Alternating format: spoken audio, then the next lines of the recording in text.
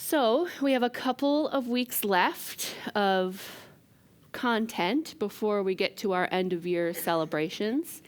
And as we were planning out the rhythm of the Word for Women topics for this year, we thought it might be fun to end with a short series inspired by our 9th grade confirmation curriculum. Part of this curriculum is entitled Faith and Life. And so we thought, okay, let's just have a little fun at the end of the year. The goal of this series is to help students draw connections between their faith and beliefs and some of the issues that impact the human experience, like grief, identity, mental health, social justice, etc., so that when they inevitably encounter these things in their life, their faith can be a resource to help them navigate them. And as we all know, faith is a lifelong journey. And so no matter how early we might learn something, it is always good to come back to things like this throughout our lives and consider how our faith can help us. And so it's with that in mind that we'll turn to a few of the concepts in our confirmation curriculum to guide our conversation these next couple of weeks. So my hope is to provide a bunch of food for thought in the form of scripture, some videos, an activity or two, and with the hope that it will provide some lively and engaging conversation in your small groups. All that being said, as I prepared for today, what started out as a fun, lighthearted idea quickly turned serious as I applied the concepts that we introduce our 9th graders to adults. So, when you think about when we design a confirmation curriculum and the time that we have them here and what we're trying to do by teaching them all they need to know about faith and life to get them prepared to live in the world, it's kind of a tall order, and there is a lot to fit in, and it becomes a very serious thing because you want to set them up for success, right? So without further ado, no big deal, let's just talk about the meaning of life, huh? Sorry, that's where I went. I thought, oh, this is going to be fun. And as I started planning it out, I thought, oh, this is going to be a lot. But I think it'll be good. So I want to start with an activity. One of the lessons that I'm inspired by today is called Making Decisions. So I want to let me see here. There we go. Oh, look, I missed a slide. I already said that. You can read it. All right, so I want to start with an activity on making decisions. So on the paper in front of you, I would like you to, if you want, or just listen and think in your mind, make 3 columns, kind of like this, and title them low, medium, and high. I want us to think through the different types of decisions that we make in our life.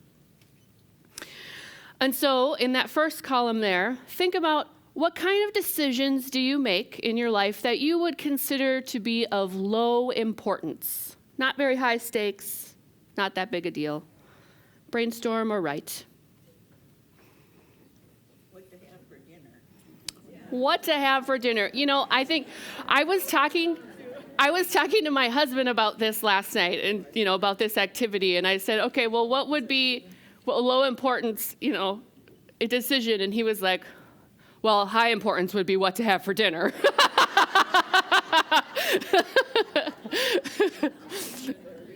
He's one of those people that needs to know when he's going to eat and what he's going to eat next. So, you adapt. What to wear, low importance. What else?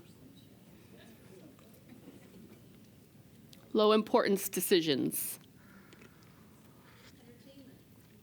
Entertainment. Yeah. All right. How about medium importance decisions. What kind of decisions have you made or do you make in your life that you'd consider to be of medium importance? What to volunteer for? What to volunteer for? I like that. Yeah.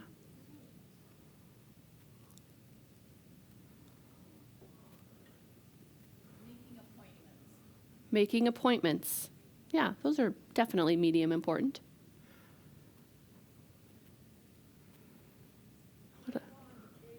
Where to go on vacation.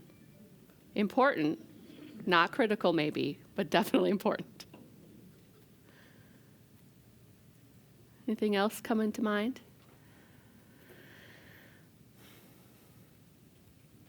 Okay. Moving on. What kind of decisions do you make in your life that are of high importance? The critical decisions. What'd you say, Ruth? Health? Health decisions, yes. Tax? What do you mean? Can you say more? Get everything ready for tax. Oh, getting all the financial things we have to do to live our lives. Yes, yes. What else was said back here that I missed? Marriage. Who to marry, whether or not to marry. That's a big decision. Where to live. I think so. Yeah. Career. What you're going to do for your career. Voting. Yes. Parenting. All the things about parenting. What about church? Just going to church or what church to go to? Yeah. Anything else? Keeping connections alive. When and if to give advice. When and if to give advice. And then over here was keeping connections alive. We have to work hard at that, don't we? Where to donate. Mm-hmm. How to use your time and resources, right? It's interesting that, the low and medium important decisions were kind of like, meh. But when we got to the high importance ones, we had a lot to say. There's a lot of decisions that we make that matter, right? So, what is it that makes a decision easy, medium, or hard? What's the thing? Consequences. What? Necessity. Priorities. How it affects others.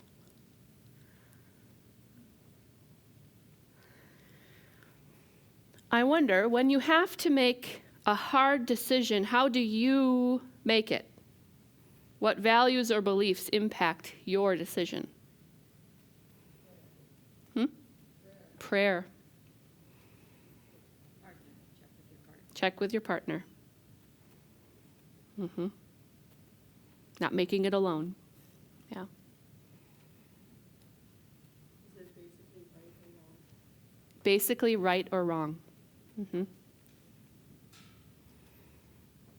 Positive and negative effects. Positive and negative effects.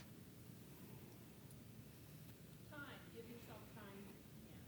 Give yourself time if you can. Mm-hmm. Does your faith impact the decisions that you make? Yeah. So there are moments in my life when I'm feeling particularly whiny that that I like to lament this idea that the decisions that I make matter, that how I show up in the world matters, because sometimes I don't want to, right? Sometimes I'd rather just hibernate.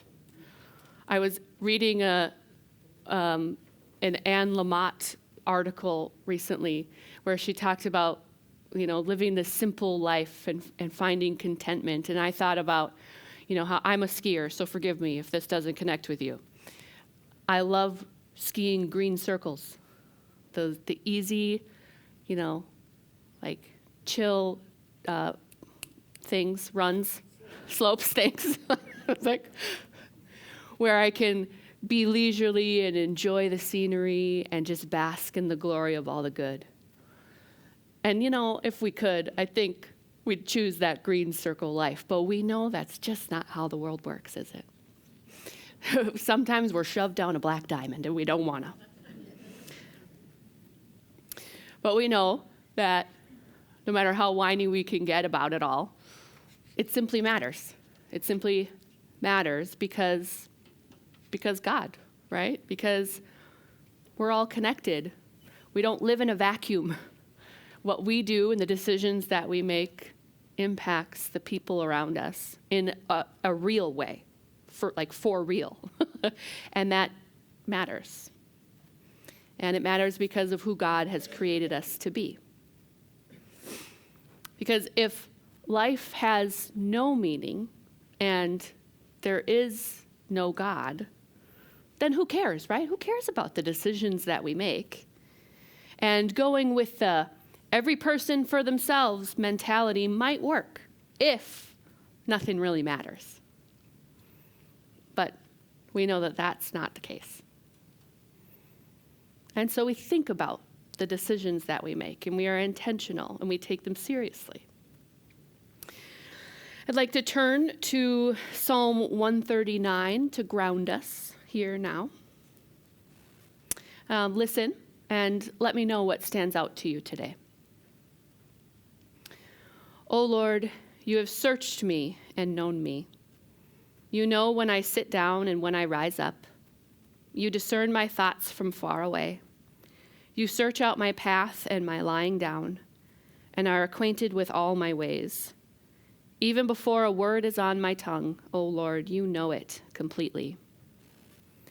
You hem me in, behind and before, and lay your hand upon me. Such knowledge is too wonderful for me. It is so high that I cannot attain it. Where can I go from your spirit? Or where can I flee from your presence?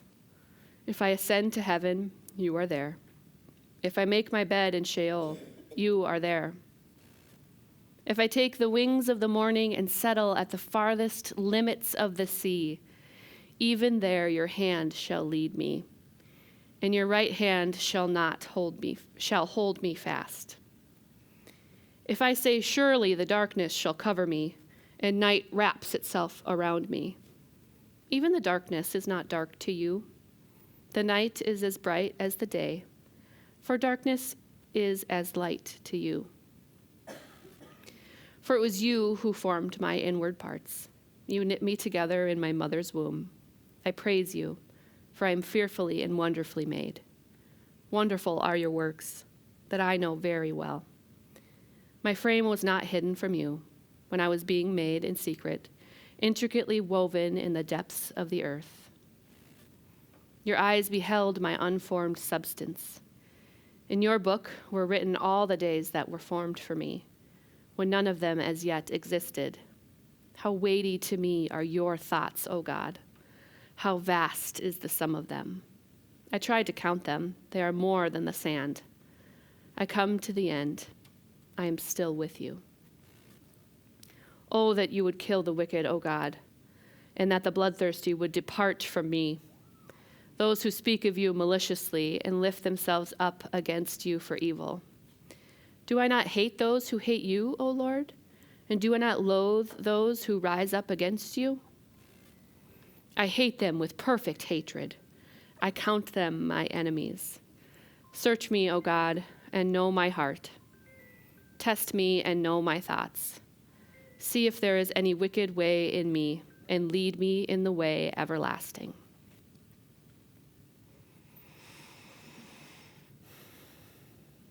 What stood out to you today?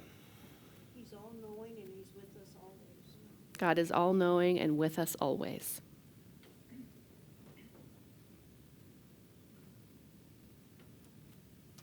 Wonderfully made. Wonderfully made.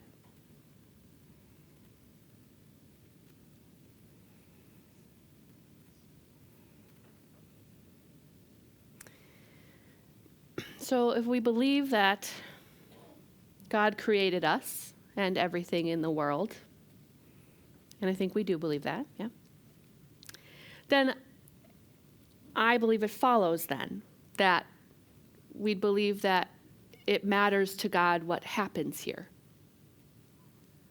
Right?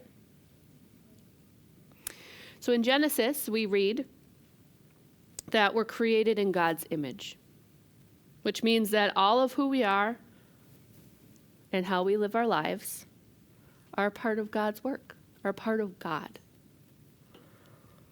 I have a video that I'd like to show that explains this idea of what it means to be made in the image of God. It comes from the Bible Project. If that's something you haven't heard of before, I don't know if they're an organization, some people that put together these really helpful videos about concepts in the Bible. If you would like this video, I encourage you to check them out on YouTube, the Bible Project. Here you go. So if you lived in ancient Bible times, odds are you lived under the authority of a king. And many of these kings claimed that they were gods, and they would even call themselves the image of God. Meaning they had authority to tell people what to do, order things to be made. Yeah, they got to define good and evil. And these kings would often make statues of themselves, which in Hebrew were called tselem, often translated as idol or image. But for Israel, they didn't view their kings as the God. In fact, they were never supposed to even make images of God. That's exactly right, and that was really unique for that time and culture. This is rooted, first of all, in Israel's belief that you can't reduce the creator God down to any one thing in creation. But there's another reason. People aren't to make images of God because God has already made images of himself. When did he do that? Well, let's go to page 1 of the Bible. And the first person we meet there is God. He's the one with authority over all creation. He speaks and creation obeys. And he defines what is good and not good. In other words, he alone is king. But then surprisingly, as the pinnacle of all of God's creative work, he makes humans. And he calls all of them the image of God. So he gives all humans the authority to rule. Exactly, that's what he goes on to say. He tells the humans to subdue the earth and to rule it. And so this task that once belonged only to elite kings is here in the Bible the task of every human being. This was a revolutionary statement in its day because all humans are being called to rule and to participate in the human project. So what does this mean? I mean, how are we all supposed to rule? So the picture we get in Genesis is gardening. Gardening? Yes, gardening. So they rule the earth by cultivating it, by harnessing all of the earth's raw potential and then making something more and new out of it. So growing food for each other.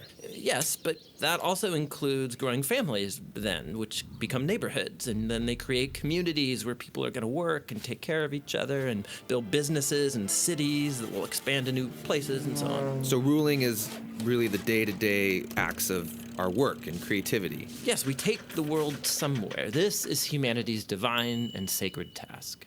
Yeah, and this all sounds really nice. And humans have designed some pretty great things.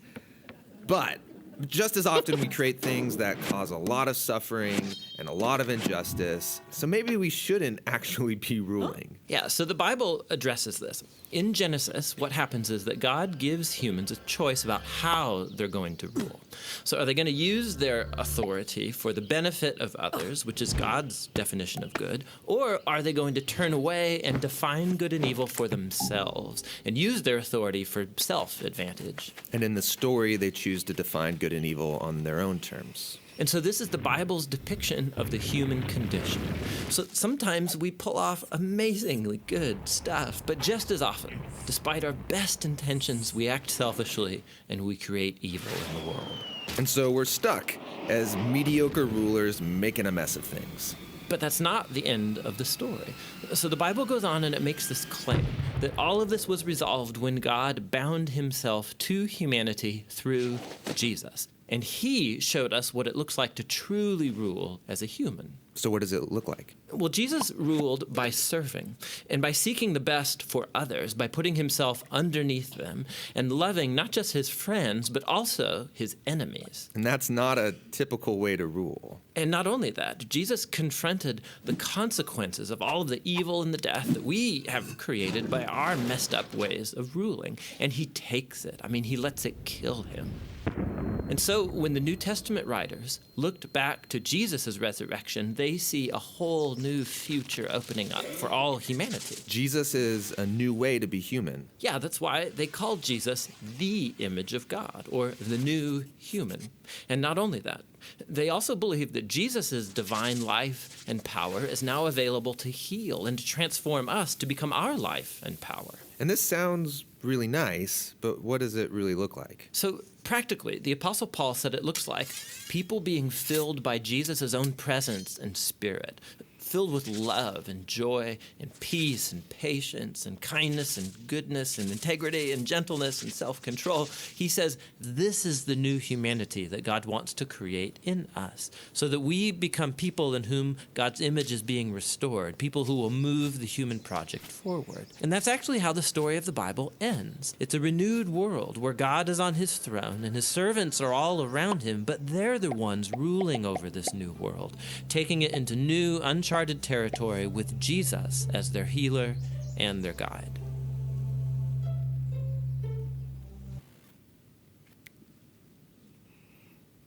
Pretty good. What connected with you in this video?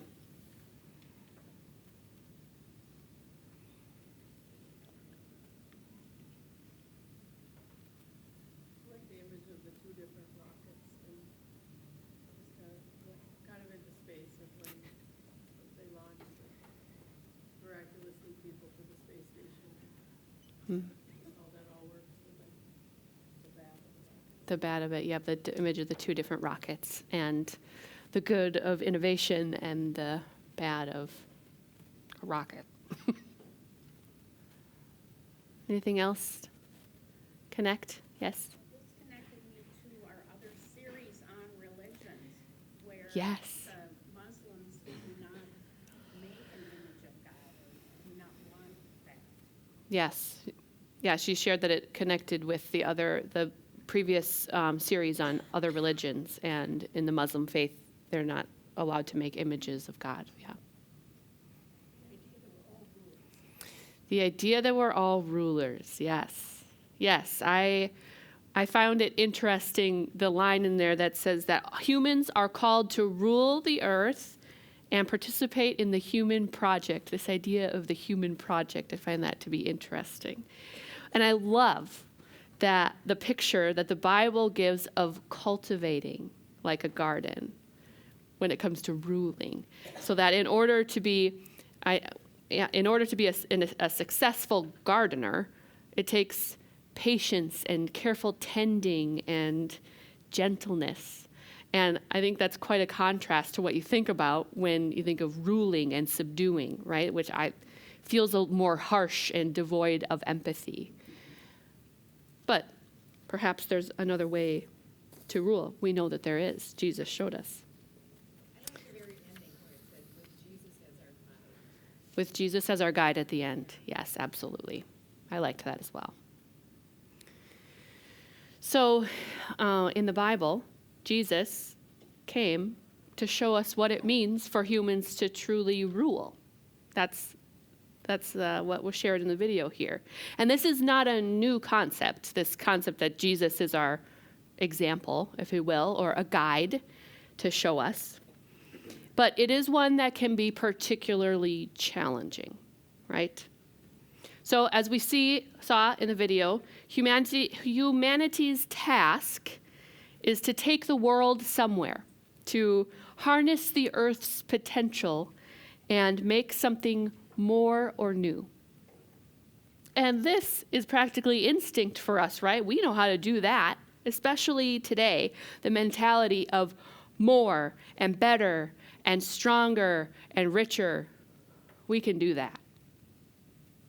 But when you add the layer of Jesus on top of that, of Jesus as a gardener and cultivating and gentleness, when you add that on top of the goal to make more or better or harness the earth's potential, that's when some of our human strategies fall apart. That's where it gets tough. Because the every person for themselves mentality, while it is tempting and effective, it's not really what Jesus is all about. It's not the kind of world that God created. And sometimes we just don't wanna. We don't feel like it. Come on. We don't want to be connected to everybody. We don't want for it all to matter. But it all matters. I promised that I wouldn't use a bad word before this, but it all matters.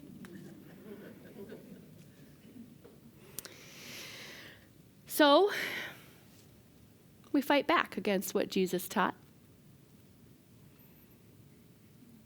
People have been doing that from the very beginning. We read about that just last Friday in the Bible. This is what got Jesus killed. People didn't wanna. They didn't want to go there with what Jesus was teaching. Here's an example in Matthew 22. Then the Pharisees went and plotted to entrap him in what he said. So they sent their disciples to him, along with the Herodians, saying, "Teacher, we know that you are sincere and teach the way of God in accordance with truth and show deference to no one. For you do not regard people with partiality. Tell us, then, what you think. Is it lawful to pay taxes to Caesar or not?" But Jesus, aware of their malice, said, "Why are you putting me to the test, you hypocrites? Show me the coin used for the tax." And they brought him a denarius. Then he said to them, "Whose head is this, and whose title?" They answered, "Caesar's." Then he said to them, "Give therefore to Caesar the things that are Caesar's, and to God the things that are God's." When they heard this, they were amazed, and they left him and went away. The same day the Sadducees came to him, saying, "There is no resurrection." And they asked him a question. "Teacher, Moses said, if a man dies childless, his brother shall marry the widow and raise up children for his brother. Now there were 7 brothers among us. The first married and died childless, leaving the widow to his brother. The second did the same, so also the third, down to the 7th. Last of all, the woman herself died. In the resurrection, then, whose wife of the 7 will she be? For all of them had married her." Jesus answered them, "You are wrong, because you know neither the scriptures nor the power of God. For in the resurrection, people neither marry nor are given in marriage, but are like angels of God in heaven. For as for the resurrection of the dead, have you not read what was said to you by God? I am the God of Abraham, the God of Isaac, and the God of Jacob. He is God not of the dead, but of the living." And when the crowds heard it, they were astounded at his teaching. It may not connect for us today, but I feel like both of these are like big mic drops. When the Pharisees heard that he had silenced the Sadducees, they gathered together, and one of them, an expert in the law, asked him a question to test him. "Teacher, which commandment in the law is the greatest?" He said to him, "You shall love the Lord your God with all your heart and with all your soul and with all your mind. This is the greatest and first commandment. And a second is like it. You shall love your neighbor as yourself. On these 2 commandments hang all the law and prophets." See, the people in Jesus' day didn't want to accept the things that Jesus was teaching. They wanted to poke holes in all of what he said and discredit him, because they just didn't want for it all to matter. But it matters. I'm curious, I ask this with a bit of hesitancy. What do you think are some examples of how the world fights against what Jesus teaches today.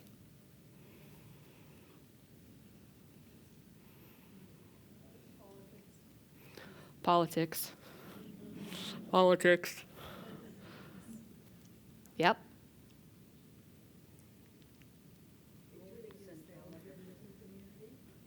Hang on a second. Movies and television. Yes. Okay. Was that you, Kay? Hatred against the LGBTQIA plus community.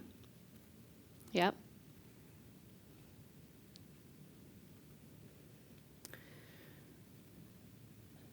I often hear the complaint that the church shouldn't be political. And I guess when it comes to partisan politics, I agree, yes. But following Jesus is political. I have another video I want to share. This is not a TED Talk, a student TED Talk, how about that? That Amanda Gorman shared. She was a youth poet laureate. You may recognize her as the poet who shared at Joe Biden's inauguration. That's when she became famous. But this was done before that time. And she shares a talk on poetry and how poetry is political. Using your voice, deciding to use your voice for the sake of others is a political act, which I find it to be an interesting and helpful video. So I'm going to show it to you now.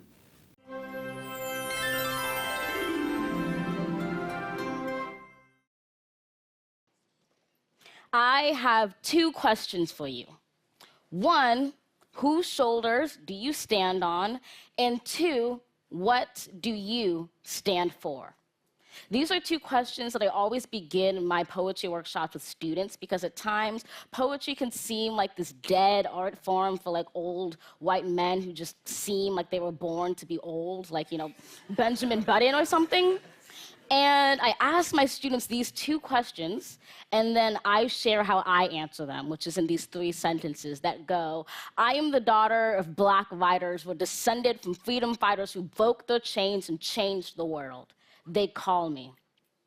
And these are words I repeat in a mantra before every single poetry performance. In fact, I was like doing it in the corner over there. I was like making faces. And so I repeat them to myself as a way to gather myself, because I'm not sure if you know, but public speaking is pretty terrifying. I know I'm on stage and I have my heels and I look all glam, but I'm horrified.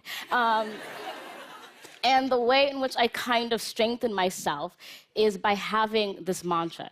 Most of my life, I was particularly terrified of speaking up because I had a speech impediment, which made it difficult to pronounce certain letters, sounds, and I felt like I was fine writing on the page, but once I got on stage, I was worried my words might jumble and stumble. What was the point in trying not to mumble these thoughts in my head if everything's already been said before? But finally, I had a moment of realization where I thought, if I choose not to speak out of fear, then there's no one that my silence is standing for. And so I came to realize that I cannot stand standing to the side, standing silent. I must find the strength to speak up. And one of the ways I do that is through this mantra where I call back to what I call honorary ancestors. These are people who might not be related to you by blood or by birth, but who are more than worth saying their names because you stand on their shoulders all the same. And it's only from the height of these shoulders that we might have the sight to see the mighty power of poetry, the power of language made accessible, expressible. Poetry is interesting because not everyone is going to become a great poet. But anyone can be, and anyone can enjoy poetry. And it's this openness, this accessibility of poetry that makes it the language of people. Poetry has never been the language of barriers. It's always been the language of bridges. And it's this connection making that makes poetry, yes, powerful, but it also makes it political. One of the things that irritates me to no end is when I get that phone call, and it's usually from a white man, and he's like, man, Amanda, we love your poetry. We'd love to get you to write a poem about this subject, but don't make it political. which to me sounds like I have to draw a square but not make it a rectangle, or like build a car and not make it a vehicle. It doesn't make much sense because all art is political. The decision to create, the artistic choice to have a voice, the choice to be heard is the most political act of all. And by political, I mean poetry is political in at least 3 ways. One, what stories we tell, when we're telling them, how we're telling them, if we're telling them, why we're telling them, says so much about the political beliefs we have about what types of stories matter. Secondly, who gets to have those stories told? I'm talking who is legally allowed to read, who has the resources to be able to write, who are we reading in our classrooms, says a lot about the political and educational systems that all these stories and storytellers exist in. Lastly, poetry is political because it's preoccupied with people. If you look in history, notice that tyrants often go after the poets and the creatives first. They burn books. They try to get rid of poetry and the language arts because they're terrified of them. Poets have this phenomenal potential to connect the beliefs of the private individual with the cause of change of the public, the population, the polity, the political movement. And when you leave here, I really want you to try to hear the ways in which poetry is actually at the center on our most political questions about what it means to be a democracy. Maybe later you're going to be at a protest and someone's going to have a poster that says, "They buried us, but they didn't know we were seeds." That's poetry. You might be in your US history class and your teacher may play a video of Martin Luther King Jr. saying, "We will be able to hew out of this mountain of despair a stone of hope." That's poetry. Or maybe even here in New York City, you're going to go visit the Statue of Liberty, where there's a sonnet that declares, as Americans, "Give us your tired, your poor, your huddled masses yearning to be free." So you see, when someone asks me to write a poem that's not political, what they're really asking me is to not ask charged and challenging questions in my poetic work. And that does not work because poetry is always at the pulse of the most dangerous and the most daring questions that a nation or a world might face. What past do we stand on as a people, and what future as a people do we stand for? And the thing about poetry is that it's not really about having the right answers. It's about asking these right questions about what it means to be a writer doing right by your words and your actions. And my reaction is to pay honor to those shoulders of people who use their pens to roll over boulders so I might have a mountain of hope on which to stand, so that I might understand the power of telling stories that matter no matter what. So that I might realize that if I choose, not out of fear, but out of courage to speak, then there's something unique that my words can become. And all of a sudden, that fear that my words might jumble and stumble go away as I'm humbled by the thoughts of thousands of stories a long time coming that I know are strumming inside me as I celebrate those people in their time who stood up so this little black girl could rhyme, as I celebrate and call their names all the same. These people who seem like they were just born to be bold. Maya Angelou, Ntozake Shange, Phyllis Wheatley, Lucille Clifton, Gwendolyn Brooks, Joan Wicks, Audre Lorde, and so many more.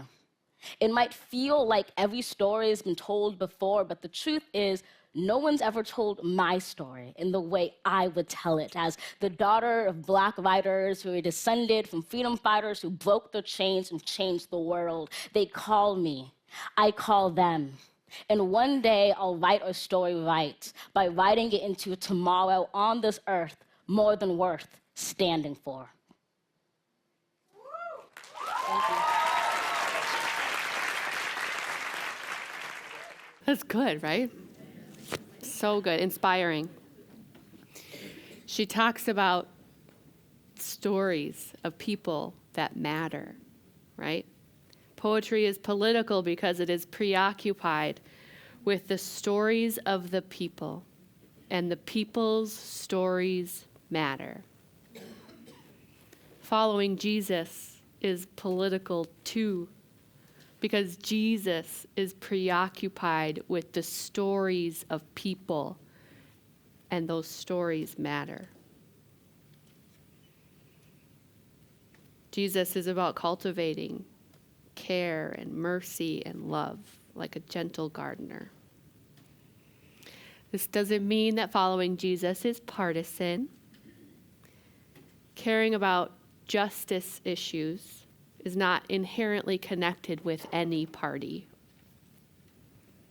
But caring for all of our neighbors has everything to do with how our neighbors function in the world and the policies that impact them and the policies and the people and the stories that are told that influence how we experience the world.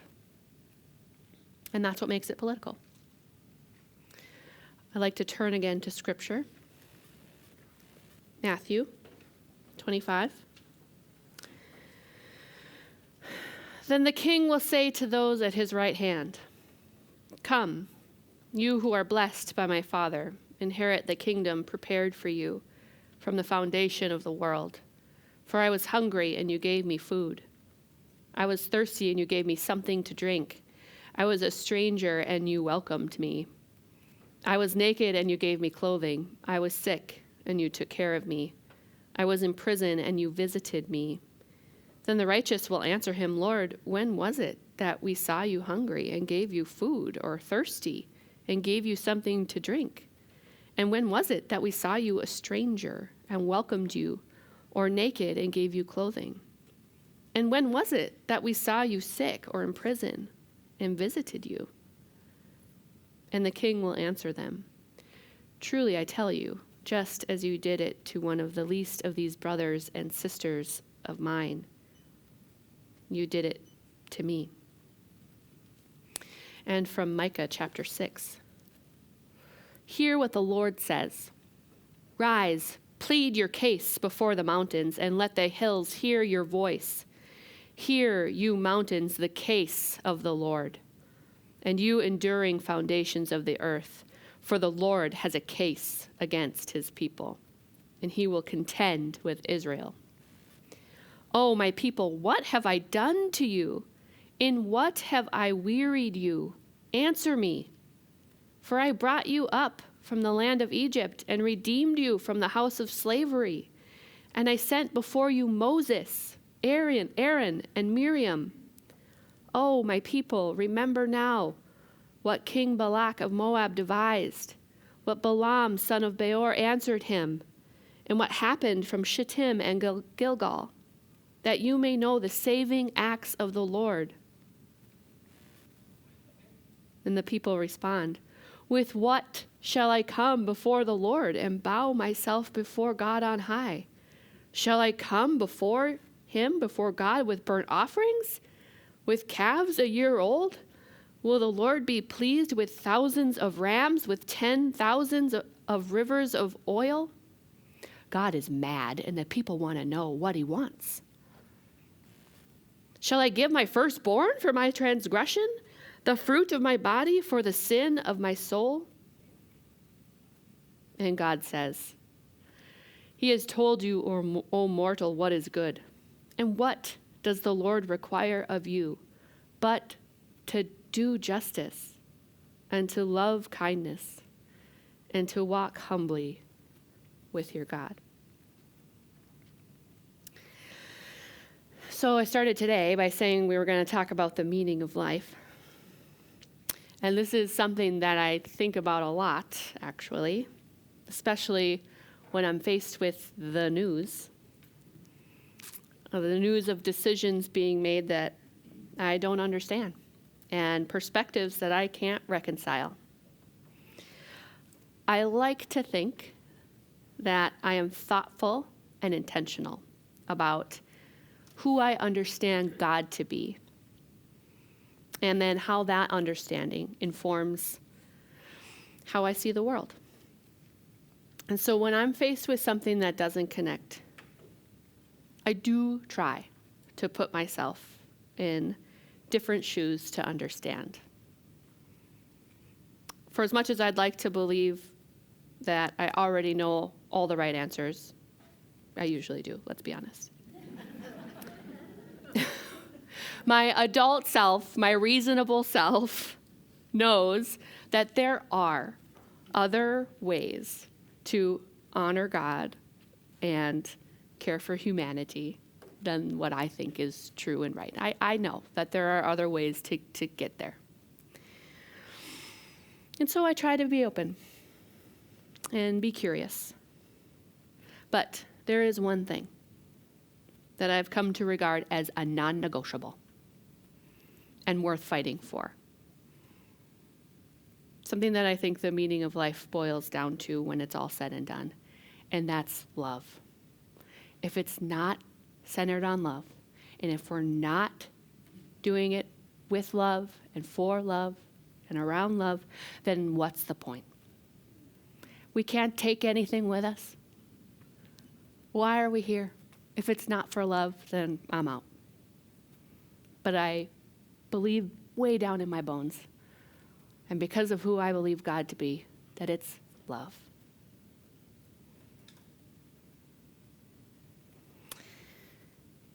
And that is some food for thought for you to have great discussion in your groups. I'd like to end with a closing prayer. If you want to put yourself in a posture to communicate with God, let us pray. God of mercy, as we celebrate the resurrection of Jesus with joy and hope, help us to consider how the good news of Jesus' love frees us from the binds that disconnect us from you and each other.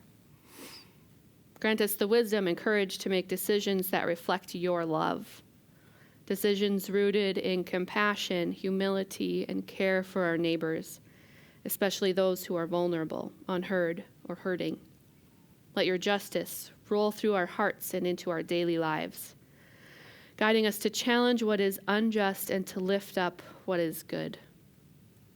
Shape our lives to be reflections of Christ's self-giving love, so that in all we say and do, your reconciling grace may be known. Unite us as your people, God, called to love boldly, serve generously, and walk humbly with you. Amen.